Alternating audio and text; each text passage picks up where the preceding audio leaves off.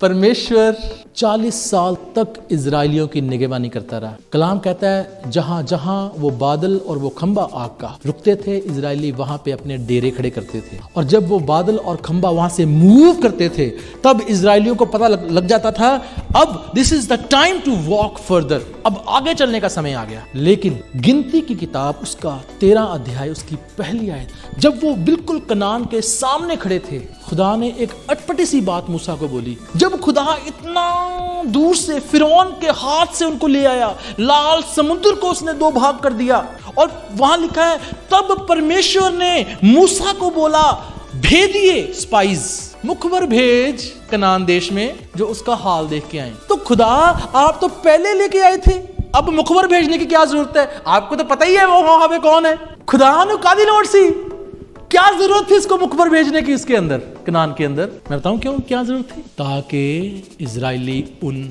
नपीली जाति वालों को देखें, जॉइंट्स को देखें और फिर अपने खुदा को देखें और खुदा को बड़ा बनाए, उनको नहीं। मैं जब इस कलाम को पढ़ रहा था, प्रभु क्या जरूरत थी आपको ये भेजने की? आप तो सब कुछ करके आए हैं, बिल्कुल कनान के ऊपर ही क्यों जाके आपने बोला भी जाओ भेदिए भेजो, और 12 भेदिए भेजो जो हर कबीले के अनुसार हो, हर गोत्र के अनुसार अंदर चले जाएं और हाल देख के आए। और जब वो हाल देख के आए तो वहां पे क्या चल रहा है? तो उन्होंने बोला वहां पे हमने अनाक वंशियों को देखा, वहां पे हमने नपीली जाति वालों को देखा, वहां पे हमने जाइंट्स को देखा, और वहां के जो पेड़ पौधे हैं वो बड़े बड़े हैं, फल भी बहुत बड़े बड़े हैं। और वहां पे लिखा है, वो कहते हैं हम उनके सामने टिड्डियों के समान थे। इंग्लिश में लिखा है जस्ट लाइक ग्रास हॉपर्स।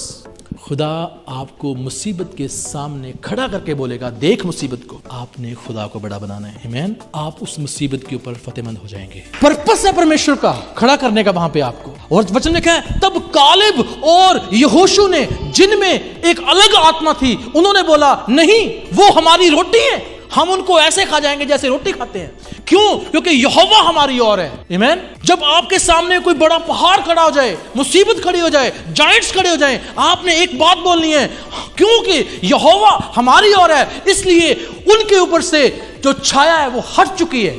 जो मर्जी हुंदा रहे गवर्नमेंट्स दा, जो मर्जी ये झंडे लगाते रहे, हाँ यहोवा हमारी ओर है। आमीन। परमेश्वर हमारी ओर है।